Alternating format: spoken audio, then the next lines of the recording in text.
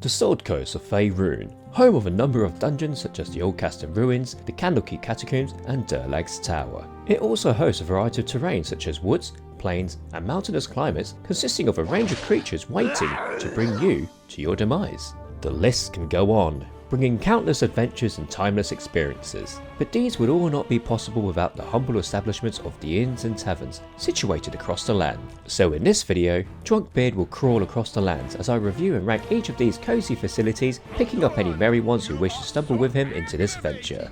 Our pub crawl journey starts with the Candlekeep Inn, which could be known as Rimfrop's Hotel. Tucked within the defensive walls behind the Grand Library, the exterior is welcoming with white stone, decorated with timber frames that complements the brown roof tiles and grey stone chimney stacks. As you enter, you are greeted by Winthrop himself, who's manning the bar and runs the establishment, stating his hotel's as clean as an elven arse. My hotel's as clean as an elven arse. The main room is small but cosy, with a table to enjoy small company and also a quaint seating area by the fire. There's a second room with another fireplace, a table and shelving, and there's a back room with its own table and chairs and a bed, perhaps Winthrop's own room where he retires in the wake of the night. Overall, the balance of the ground floor is comfortable, wooden flooring with rugs and grey stone walls, which complements one another. The colour theme continues upstairs, tightly containing 6 rooms, each with its own bed and a set of drawers. The inn has attracted a variety of punters such as nobles, dwarves and commoners alike, and even Firebeard Elvenhair himself. Winthrop offers the entire range of room services from peasant, merchant, noble and royal rooms to suit your coin pouches. There is a range of basic adventuring equipment for those outdoor enthusiasts who wish to begin their stories or restock from their long journeys. The bar offers a good range of drinks, a choice of free wines, a mead and an ale, all priced at 8 gold pieces or under. As we move eastwards from Candlekeep to the town of Berrigoost, this bustling town houses 4 establishments bringing a variety to weary travellers. The Feldepost Inn, situated in the southwestern part of town, not too far from Falantier's settlement known as the High Hedge. The grey drab exterior with grey roofing tiles and cast iron fencing on the outside doesn't present itself to be the prettiest inns to visit, but there is an elegant design of a griffin on the board knowing a restful respite is right here. Upon entering the inn, you find yourself in a beautifully decorated main room with immaculate white columns illuminated with well-placed candlelight, which really brings out the crimson tablecloths of the 8 tables. The variety of rugs breaks up the wooden flooring, and to add further colour, there are planted pots dotted around matching the white columns, with the central stairwell leading to the rooms. There is a large kitchen that spans the length of the building, no doubt a chef's delight to prepare feasts for hungry patrons. If you are impressed with that, let's bring ourselves upstairs where there are 4 gorgeously decorated rooms, each with their own grand beds, bathtubs and private shades. Did I mention a variety of rugs already? You will certainly find more up here which just complements the white-blue flooring with the red wallpaper on the walls. Attracting commoners, this place welcomes everyone, just as long as you can deal with one local drunkard. The innkeep offers all the ranges of rooms you could ask for, and in addition, he does offer a variety of adventuring trinkets, even some magical items too. A slight limitation to 4 drinks which are 3 wines and 1 mead.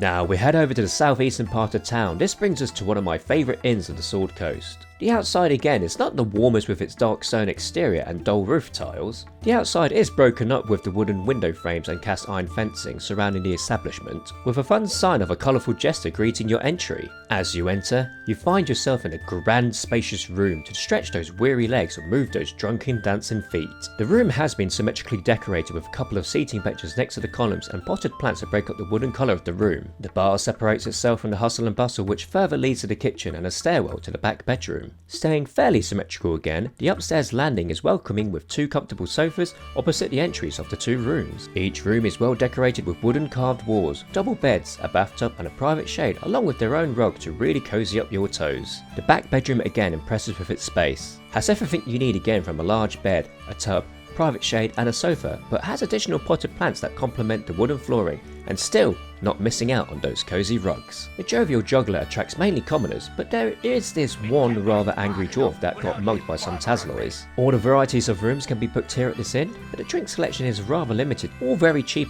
except for the premium wine. Moving to the centre of town, you find this dark grey building topped with a bluish grey roofing tiles, which is accompanied with white stone for the window frames, door and fencing. The burnished yellow sun sign indicates you have found the Burning Wizard. In terms of the exterior, this is top tier for me. Let's go inside to see if this also impresses. Well, nope, not at all. The room is drab with 3 wooden tables without table linen. There's even a fireplace that's not in use, which could at least contribute some warmth. Don't get me started with that seating bench not being straight. There was an attempt to bring more comfort to the room with some rugs, but I'm just not feeling it here. Upstairs continues the wooden flooring with the grey walls, but feels less drab, most likely due to the bed linen, adding a bit more colour to the floor from each of the 6 rooms, along with some colourful tapestry and paintings. The inn has brought in commoners, but come on man, a pickpocket? The saving grace of this inn, I suppose, apart from the exterior, would be the services it has to offer. All room options are available, and there is a generous choice of 7 drinks on the menu. So this brings us to the last inn uptown, just a few doors down from the Burning Wizard, the Red Sheath Inn, with a pretty sign displayed on the white stone exterior topped with brown roofing tiles. The wooden blue support frame supplements well with the white exterior. Off to a good start, let's have a nosy inside.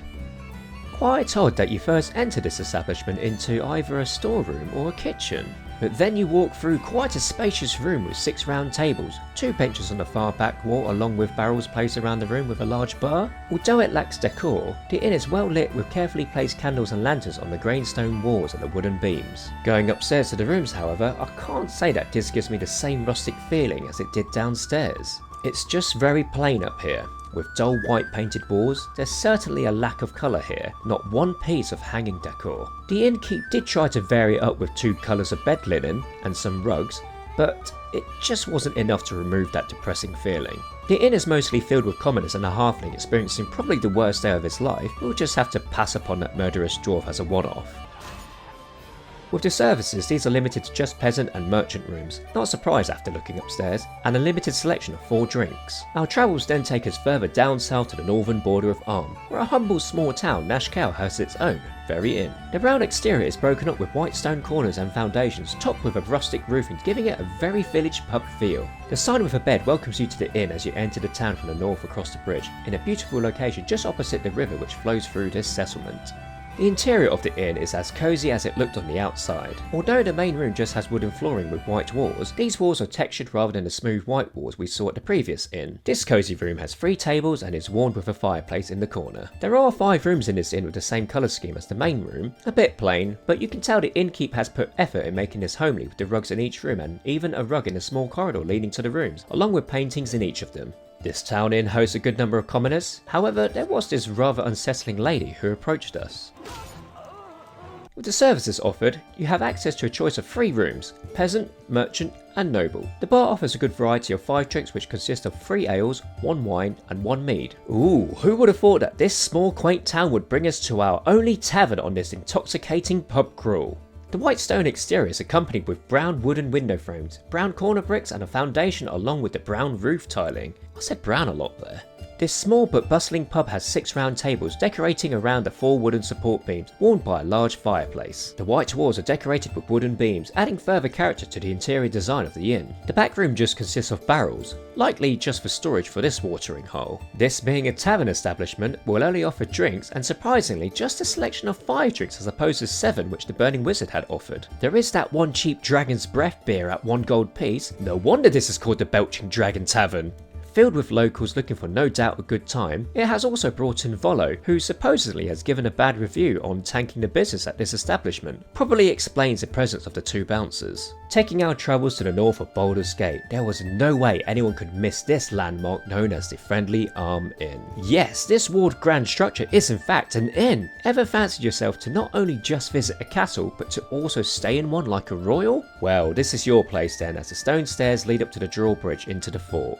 Entering the complex does not disappoint you as you find yourself in a huge bar room with wooden flooring, teal coloured walls with paintings on each side of the doorway leading to the large kitchen. Support columns with lanterns are decorated around 12 tables, each with their own place candles. There is comfortable seating in both far corners of the room by the bar which Bentley Mirrorshade runs. Both first and second floors are gorgeously decorated with 6 rooms, all with comfy beds, a chest of drawers and a wardrobe. I almost forgot to mention the rugs. Each floor also has a larger back room for larger groups, having 5 have beds, a fireplace and a seating area. We can't forget about the landing of each floor, again beautifully decorated with a variety of furniture and sofas. What sets the floors apart are the colour of the walls, the first floor having a warm clay colour, whereas the second floor is green, both melding well with the wooden flooring. Variety of rugs and bed linen Bentley has chosen for its restful business. So let's see what services this grand establishment has. Of course it doesn't disappoint. Access to all the services you would want. Standard adventuring items with a few special trinkets are sold here, very fitting for a castle to sell these. And now the drinks. Notice how this place does offer elements of choice. Of course it does. He certainly has passed through here, hasn't he? Right before we take ourselves into the grand city of Baldur's Gate, there is a small fishing village situated upstream from the city known as Olgoth's Beard. This humble abode has its own village pub, made with grey stone and supported by white stone for its foundations and corners, topped with brown roof tiling, and even has its own lean-to, sheltering the front from the rain. When you enter, straight away you see a large table adorned with a red tablecloth which can seat up to 10 people for a feast. Another small round table is also there to seat more guests in this small establishment. The wooden flooring is gently accompanied with grey stone walls with well placed lighting to give it a comfortable feeling. Exploring a little further, there is a kitchen which is also next to one of the smaller bedrooms, simple with a rug and a painting. It seems this village establishment has only attracted a couple of commoners and a dwarf, but you can't expect too much hustle and bustle with this village situated off the beaten track. Despite its small complex, all room services are available from peasant to royal, and there are even a number of standard adventure equipment available on sale along with magical trinkets, arrows and scrolls. There is a good selection of 5 drinks in total, which include 2 ales, 2 wines and 1 mead. Our pub crawl has finally brought us to the city of Baldur's Gate itself. No doubt this city will house a variety of places to stay, from the finest to the filthiest of abodes. As you immediately enter the eastern part of the city via Worm's Crossing, the Tavernan Inn is immediately on your left. A generic name, the owners were likely not so creative with their naming. The exterior is a thing of beauty, with creamy white stone separated by the brown window frames and topped with brown roof tiles, a very inviting look. As you enter the main room, you will find 3 tables, 3 booths, bar seating near a fireplace and rugs to mix up that wooden flooring. Couldn't help to notice the large barrels placed behind the bar, adding character to this room. Upstairs, skimped out on the rugs, but you can find 3 large tables, a couple of roulette tables, along with a snooker table accompanied with a bar. This place is certainly perfect for those with a group looking for a good time.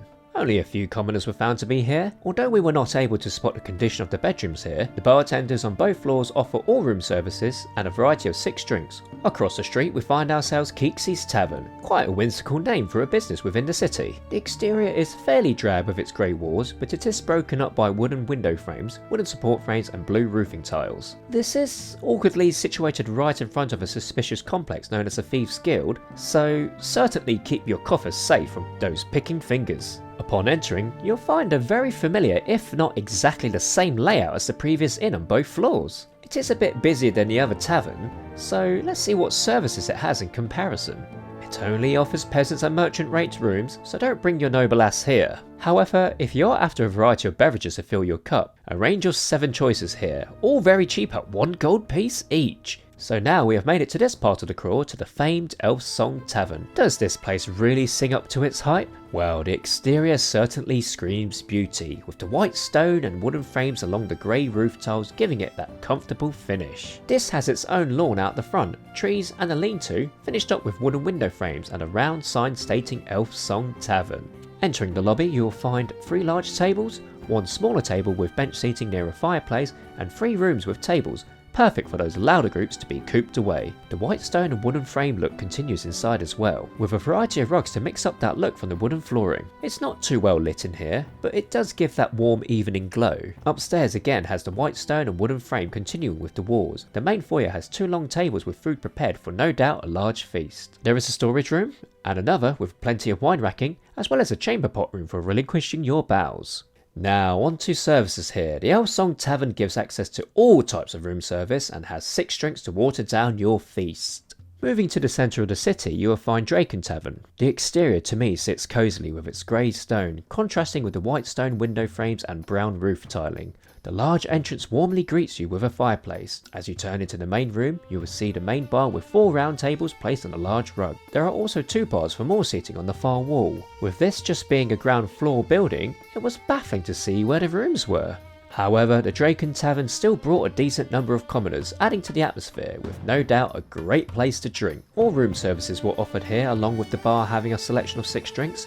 Moving south of the city, this is where Jopalin's Tavern is located close to the city's harbour. The exterior is somewhat homely with its grey walls, dark brown roof tiles with dormer windows having dark brown wooden frames. Couldn't help to notice the filled bathtub at the front. For whatever reason this is here, I don't know. Going inside, you'll find this to be almost a direct copy of the Draken Tavern, except for a single entrance leading into the main bar area. This being located near the harbour, the only folk you'll find here are sailors. Despite the small establishment, the tavern does offer all room types that would suit the taste for a variety of guests. And there are a range of 6 beverages to consume to your heart's content. As you look over to the harbour, of course you'll spot some boats, but this particular large vessel is in fact another inn. The Low Lantern probably will be the most characteristic inn here on the list. What more can I say about the exterior? It's a bloody boat! Now let's explore each of the decks the ship has. The main deck has its bar manned, attracting noblemen with their roulette tables. The foyer has its comfy seating, and the back room looks to be the main office with the dude who probably runs this place.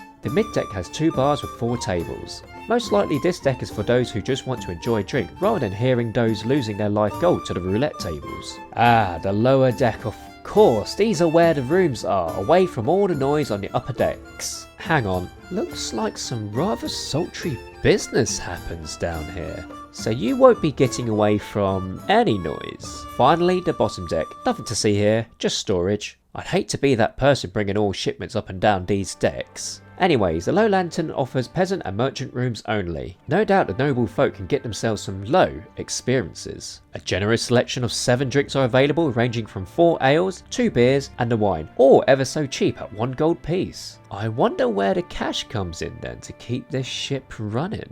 The southeastern part of the city is the location you'll find the Blade and Stars Inn. The dull grey exterior and grey roofing tiles are decorated with wooden window frames and white columns at the front, which certainly gives it more character with a small circular sign stating the inn's name. Although it looks big on the outside, as you walk in, the main bar area is very cosy, where there are 2 round tables, a fireplace and the bar that invites you. If you're after a feast, head upstairs where you are right in the kitchen, where there is also a large table to eat on. Probably an establishment where the cook can entertain you while you feast. The top floor you'll find yourself in a room, again cosily decorated with a variety of furniture, but it seems to be taken up by noblemen already. Apart from that, it seems the name of the inn has not just brought our band here, but another group of adventurers. Despite only finding that 1 room, the inn has all room types to offer, along with 6 cheap drinks all at 1 gold piece each. Nearby we find another establishment with a generic name, Inn and Tavern, in the southeast of Baldur's Gate. The creamy white walled exterior is perfectly coupled with wooden window frames and brown roof tiling.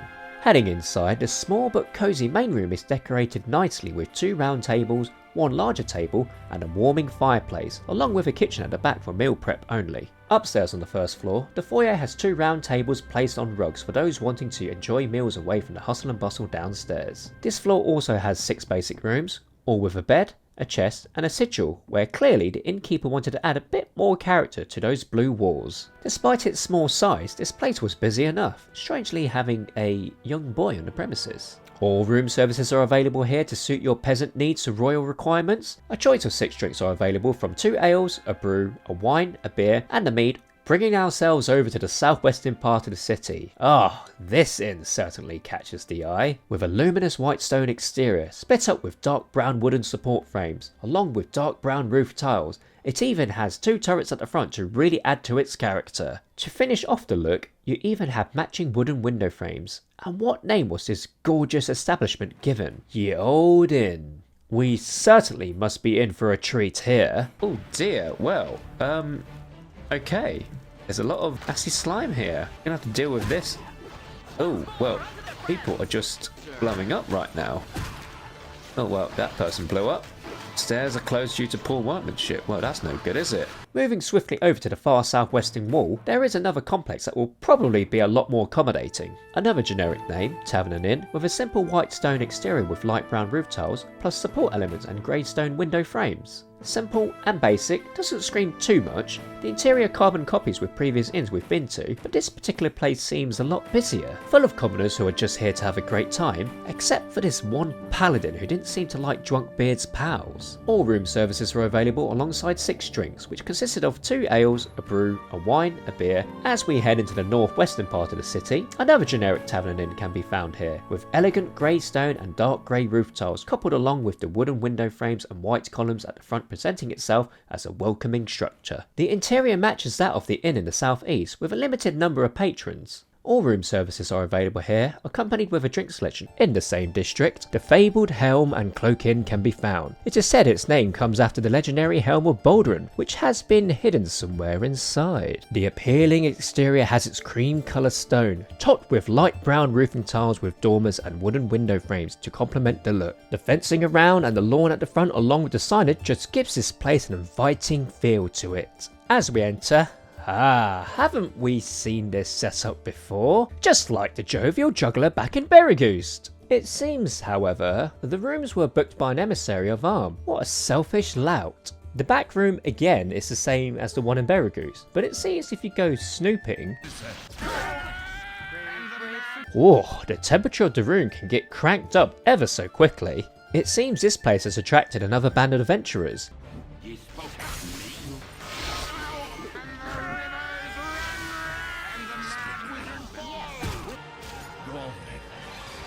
The Helm and Cloak has all room types available at your disposal, accompanied with a choice of 5 drinks. Now, the northern district of the city houses the 3 old Kegs, quite a grand establishment with its white stone interior, topped with grey roof tiles, wooden window frames along with white stone structure at the front, really promoting its elegance. Entering this lovely building, you find yourself in a room with mood lighting with a reception bar, a couple of tables decorated with potted plants. The room to the right has the hustle and bustle with a bar and 2 snooker tables. The room on the left has a drinks bar with 2 tables, with a well-placed structural feature to separate it, making it feel more private.